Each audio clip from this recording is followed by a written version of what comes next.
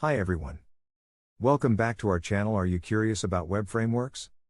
Or have you ever wondered, what's the difference between a framework and a web framework? Stick around because we're breaking it all down in today's video. Let's dive in. Let's start with the basics. A framework is like a toolbox for developers. It's a pre-written set of code or a structure that helps you build software faster and more efficiently.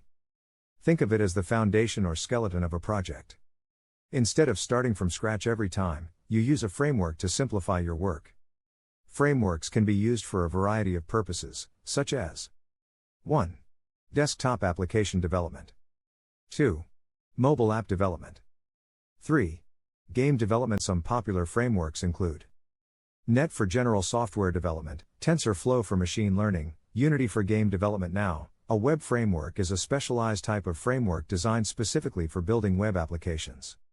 It provides tools, libraries, and structures tailored to tasks like creating dynamic websites, handling HTTP requests and responses, managing databases, routing URLs. For example, popular web frameworks include Django and Flask for Python, Express.js for Node.js, Ruby on Rails for Ruby, Laravel for So. In essence, a web framework is a subset of frameworks that focus exclusively on web-related development. Here are the main differences. Purpose: frameworks, general purpose, used for various types of software. Web frameworks, specifically built for web development.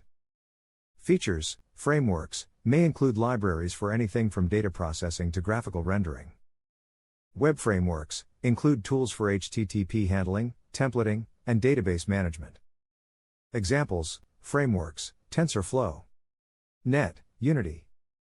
Web frameworks, Django, Flask, Express.js. In summary, all web frameworks are frameworks, but not all frameworks are web frameworks. Web frameworks save time and reduce complexity. They simplify repetitive tasks like routing and database queries. Offer built-in security features like protection against SQL injection. Provide scalability for growing web applications.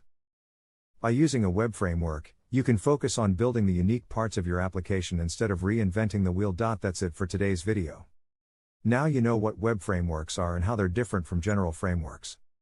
If you found this video helpful, don't forget to like, subscribe, and hit that notification bell so you never miss an update.